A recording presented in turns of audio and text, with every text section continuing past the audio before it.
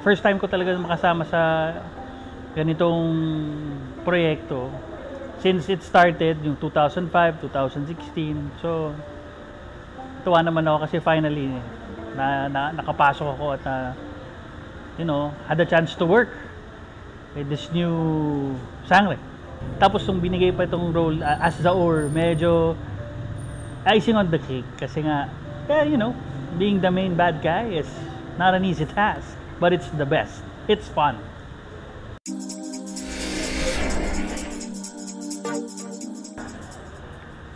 Kung meron akong gagawin na role, ito ay pa-victim. Kasi gusto ko naman yung inaapi. Takot ako sa asawa ko kasi gano'n niya ako kamahal.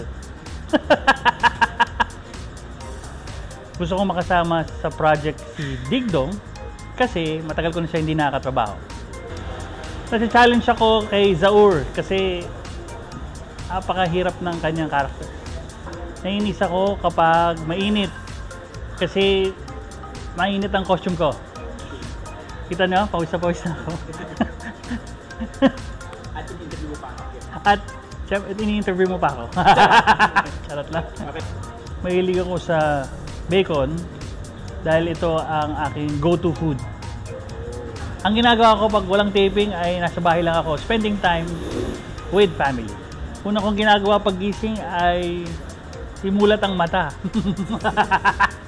Diretso sa banyo. Wow, my biggest achievement as a Kapuso is being here for almost 30 years. Wow, tagal na pala nun. 27 years. Loyalty, yung continuously nila akong binibigyan ng importansya at trabaho.